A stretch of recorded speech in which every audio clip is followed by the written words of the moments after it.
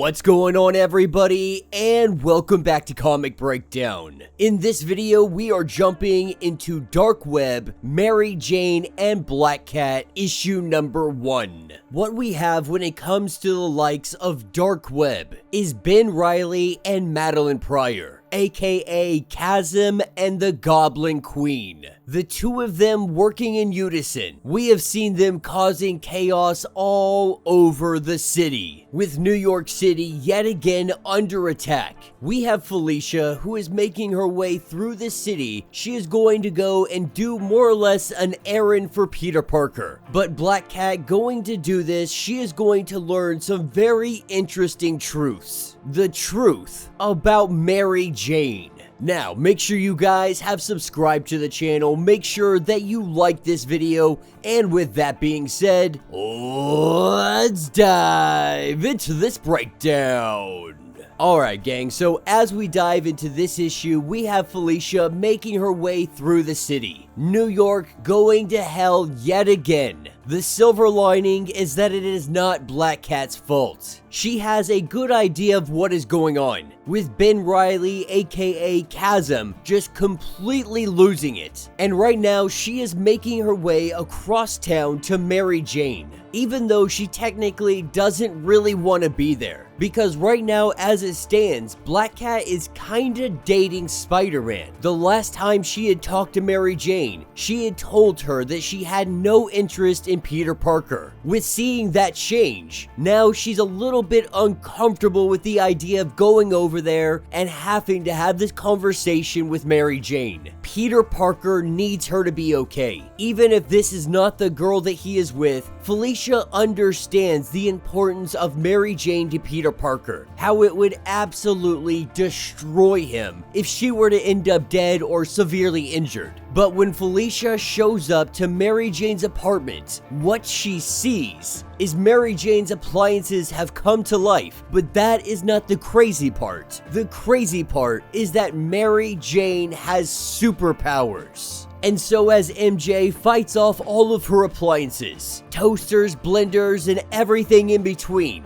once the fight is over, Mary Jane looks over her shoulder to find Black Cat. Now, obviously, Mary Jane wants to keep this a secret. We can assume this because so far she has told nobody about it. With Felicia learning this information, she lets Black Cat know that you saw nothing. Before they can really get into a discussion about this, we have the water tower that was on top of her building. It has come to life, it has grabbed hold of Mary Jane, and it is taking her outside the apartment. That is when Felicia tells Paul and the children to go downstairs and go to the basement, to hide out there and wait for it to be over, with Black Cat getting in communication with Tony Stark. Tony just a little bit irritated, a little bit busy, trying to figure out why she is contacting him and what she could possibly want. And at first, he is very standoffish, especially when she says that she needs some drones or somebody to come protect these children and Paul. And while Tony Stark says that he is far too busy to dedicate any time to this, as soon as Felicia mentions that this is for Mary Jane, he immediately does it. That is where we pick up with Mary Jane using her power, currently wrapped up in the water that is the water tower. We see her tell herself that she has to spin for a new power, to reach out, feel the power, feel the energy, grab it, and pull.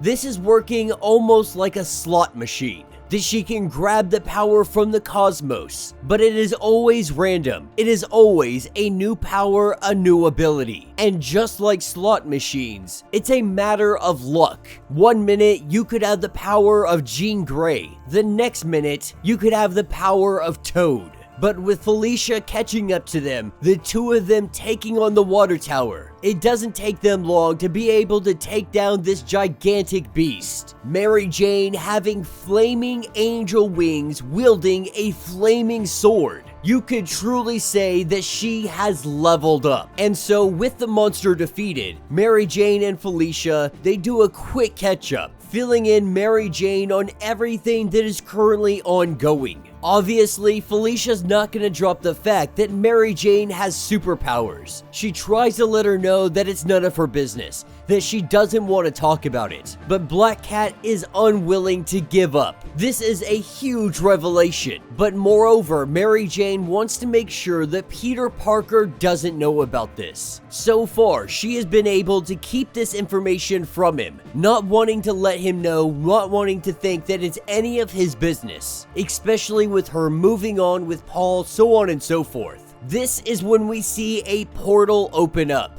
Felicia being off her game. Too many secrets, too much dancing around. Because even right now, Felicia, she wants to tell MJ that she is dating Peter Parker. Distracted by all of this. The one question that she should have been asking herself: if all the magical garbage is coming from somewhere, what if it is a two-way street? A portal opening up directly in front of them, they find themselves in Limbo. As the demons get ready to come for them, Mary Jane, she goes to take a spin. As she pulls and we see the slot machine go off, the superpower that she has is kind of like a goo. Her whole body turns into a giant pudding, letting Felicia know that every single time she activates these powers, she always gets a different power set. While these two argue about the powers, so on and so forth, the demons interrupt them, and so our two ladies, they go up and they whoop some demon butt. But that portal wasn't created by the demons. That portal, it was created by Belasco. The intention was not to kidnap the two of them. Belasco would like the help from a thief. Who better to do it than the one and only Black Cat? Alright gang, so we are picking up with Felicia Hardy and Mary Jane. They are currently sitting down with Belasco. Now, when it comes to Black Cat, she has no problem helping this guy steal whatever it is he's truly looking for. She has helped guys that are far worse than him. The only thing that she is wanting is Mary Jane to be returned. Of course, he denies this, saying that if the two of you want to be returned back to New York City, you will complete the job and then you can go wherever you like. What he wants them to steal is a sword, because Limbo has always been ruled by the sword, the Soul Sword. The ultimate expression of sorceress might, the ability of taking one's very soul. The problem is, he has misplaced his. He had been instructed in the creation of his own soul sword by the elder gods. It had served their purposes for him being the master of Limbo, but to ensure that he knew his place, the sword had been taken from him and they hid it away. But with everything going on right now in Limbo, with the elder gods currently out of the picture, this is a prime opportunity for him to go in and steal what is his. Now, for a long time, he didn't know where the sword was, but because Limbo has made its way onto Earth, the veil has lifted, the location has been discovered. The sword is at the Screaming Tower. But Mary Jane and Black Cat, they quickly learn that they're not the only ones going after this sword, because he has sent other individuals like the Thief Army, Heaven's Devils, the Hydra Expeditionary Force, and Sim. But the unique thing about this is that while all these other people are also going after the sword, these two ladies are going to have something else. They are going to have something extra that nobody else has. That is what takes us to the Screaming Tower, as Felicia and Mary sit outside the tower having a discussion, talking about how creepy it is, how scary this whole situation may be, that they're gonna go into the Screaming Tower, not know what they are facing. Once they make their way inside, what we learn, the object that was given to them, this was a piece of Belasco's soul, ripping it out from his very own chest. This is their compass. This is their way to the sword. And so as they follow the compass, we have Black Cat, who is asking more questions about Mary Jane's powers. Now, Mary is a little hesitant on using these abilities. When we saw her roll before, she had rolled a skull. A skull means that her power set isn't going to be as powerful. Hence, we saw her turn into pudding. Once before, she has rolled a double skull. That was even worse for her. She is absolutely terrified to see what happens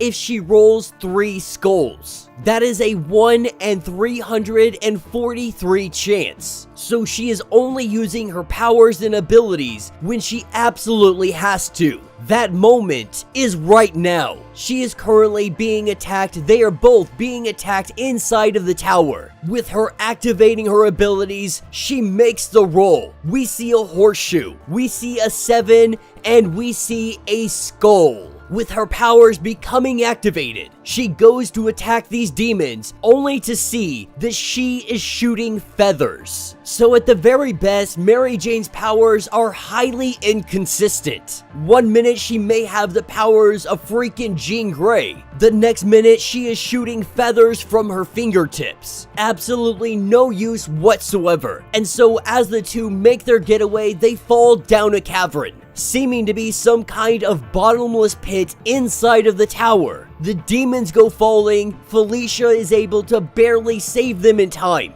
finding themselves slowly climbing up from this pit. As they slowly get to the top, this is where they see Sim extending out his arm because he appears to be here to help them. Alright gang, so we are picking up with Mary Jane and Black Cat just being rescued by Sim. They didn't fall to their death in that bottomless pit, but now they have this giant of a demon standing before them. As they make their introduction, Sim asks if they are looking for the lost soul sword. Now, of course, Felicia is gonna pretend she has no idea what he is talking about. But he has already figured out that Belasco more than likely is the one that sent them, getting Earth Girls to go after it for him. When it comes to Sim, his story is always the minion, never the overlord. First, Belasco, who's originally an Earth boy himself. He was running Limbo. And then Magic, and then Pryor. Pryor actually cutting off one of his fingers. The way he sees it, why shouldn't the soul sword go to him? Why shouldn't it go to somebody that is actually from Limbo? This is where Felicia, she finally admits that yes, we're working for him, and why don't we work together? Why don't we team up, get to the sword, and then we can betray each other later? With Sim on board 100%, this is where Felicia exposes the soul compass. Because while Sim may be the strongest thing in this plane of existence, the only thing he is truly concerned about inside this tower is the Guardian. But he has no idea where he is going. Luckily, they have the compass. Luckily, this compass only works for Felicia, or at least that's what she tells Sim, so that he doesn't betray them right here, right now. And while our two ladies, they seem to be a little bit concerned about the others that might be coming for the sword, Sim says that it's not really that much of a concern. The truth is, they don't have the guts to enter the Screaming Tower. All of them are camped outside. They got the same deal that they did. They are gonna wait for somebody to bring the sword out, and then it is going to be an all-out bloodbath for who gets the sword. Sim does tell them that they probably don't need to worry about it, because by the time that they get there, Sim will probably have already betrayed them and taken the sword from them.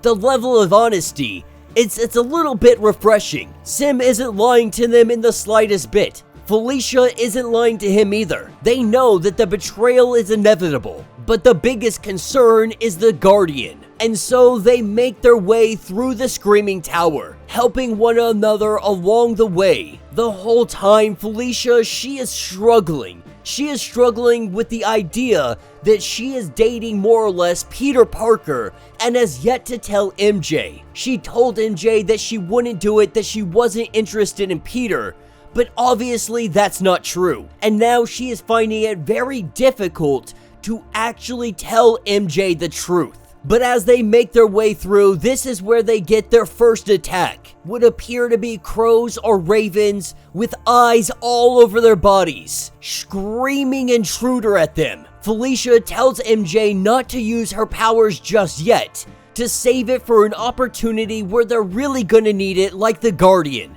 As they take out this giant flock of birds, Felicia knows that this is a good sign, because guards means that they are getting close. This is when they go ahead and they ask Sim about the Guardian, saying if they're gonna face against it, they should probably know a little something about it. And he goes on to say that it's a nasty piece of work, or at least he has been told. The thing is, this tower, the Dark Gods didn't build it to keep the Soul Sword safe. That's what the Guardian is for. The Screaming Tower was meant to imprison the Guardian. And that is when, from behind Sim's back, we see the giant Guardian. A giant worm-like trimmer-looking creature. A little Kevin Bacon movie reference there for those that got it. Sim looks over his shoulder and he tells them to scatter. As they all go running, they cannot run quick enough. This is where MJ activates her powers. Rolling that slot machine, she gets 2 skulls and bar, with Sim getting grabbed up by the tentacles. MJ now only having the power of colored smoke.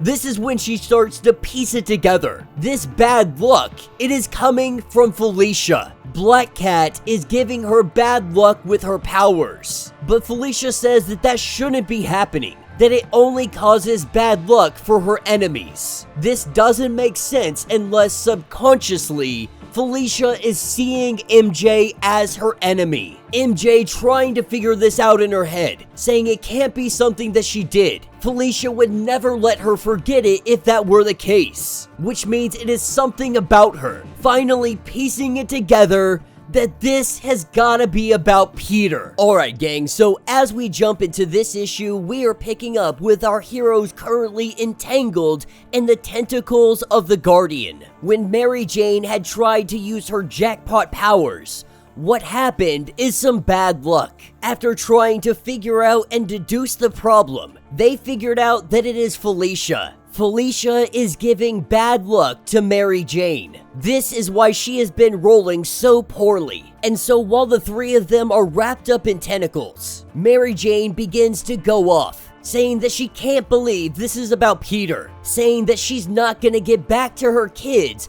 all because her and Peter are together and she didn't want to talk about it. But of course, Felicia wanted to come forward. She wanted to say something, but the last time they talked about this situation, about Peter and her having a relationship, Felicia had told MJ that she didn't want him back. And now that she has gone back on a word, she was a little bit embarrassed, a little bit shy to even talk about it with Mary Jane. Mostly worried about how MJ would really react to the situation. While the 2 of them sit here arguing, we see Sim, the Guardian, having hold of him. We see the eyeball come up to him and absolutely vaporize him. And he doesn't do this in the literal sense, but what we see is Sim's limp body falling down to the ground, getting hit with such a heavy blast from this creature that it kills him right here on the spot. And so Felicia, using her claws, she is able to break the grip of these tentacles. Trying to make her escape with a grappling hook, it doesn't work.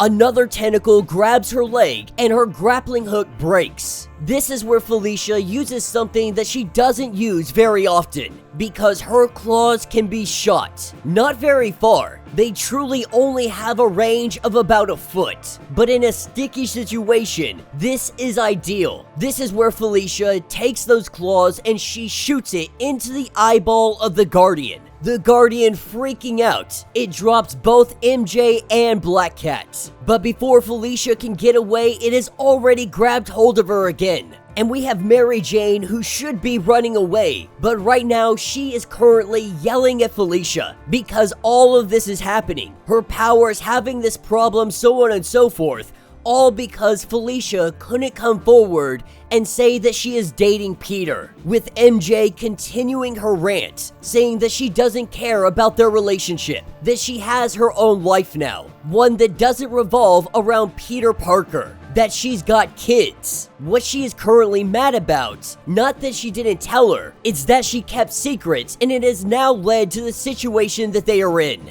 After getting her rant fully out, this is where MJ decides to roll again. Now that they've come to some kind of an understanding, we see her roll, and MJ rolls all 7s. She hit the jackpot, and MJ powers up like never before. Looking like a freaking blue phoenix, she begins to absolutely decimate the Guardian. With the Guardian quickly being taken out, she looks over to Sim. Seeing that he has died, she goes to manipulate this. Putting some energy into his body, we see him brought back to life. It appears that her new power has the ability to rewrite reality within the immediate vicinity. But our two ladies, they finally come to one another, they embrace. Felicia apologizing, saying that she should have said something, but really she was just scared. She didn't know what to say or how to say it. But now that the Guardian has been defeated, they are making their way to the Soul Sword. With Sim being brought back to life after his death, he's letting them know that he's not going to go out of his way to betray them. He sees it as a kind of even switch. But when Felicia goes to grab the Soul Sword, Sim does stop her. Not stopping her so he can take it for himself. He is letting them know that neither of them are magic.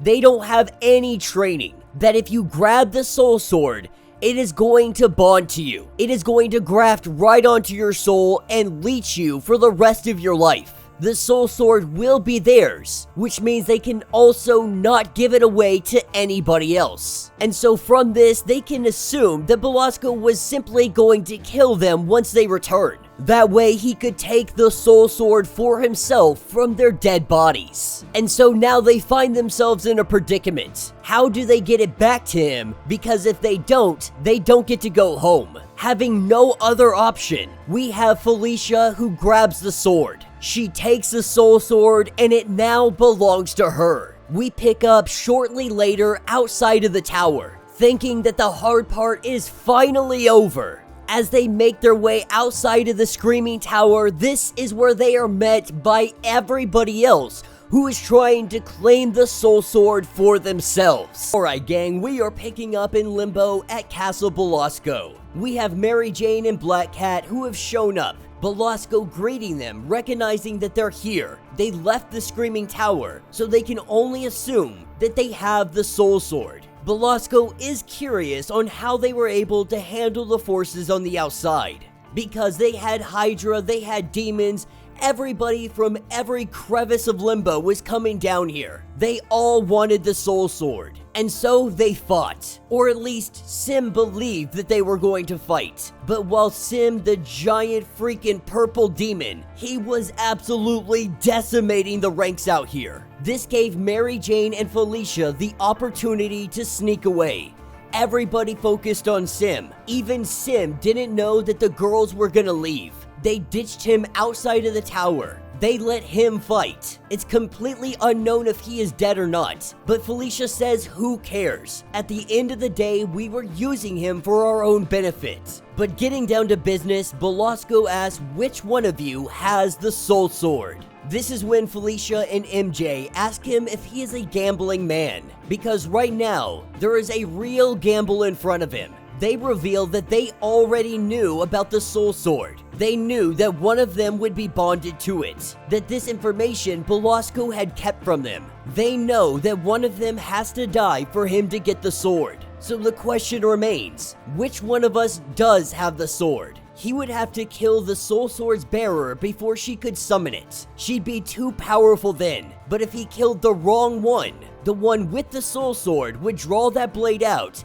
and ensure Belasco gets put down for good. So his odds are 50-50. They are telling him to guess. Guess which one of us has the sword. Going off what he knows about the two, he assumes that Felicia is the one with the sword. She is the one that really doesn't have anything to lose. And MJ really isn't the reigning over Limbo type. She would never stay and rule over Limbo. But Black Cat, she could see herself as a demon queen. Using his powers, he goes to absolutely incinerate Felicia. But as the flames clear, we see that both MJ and Felicia are wielding a half of the Soul Sword. Belasco very confused about this. We jump back into the Screaming Tower. When Felicia went to grab the sword, MJ wouldn't let her. That it may be some kind of noble sacrifice that you're after, but together we can figure this out. MJ having these ridiculous powers because of the jackpot. While these powers are active, they decide to do something. They decide to break the sword in two.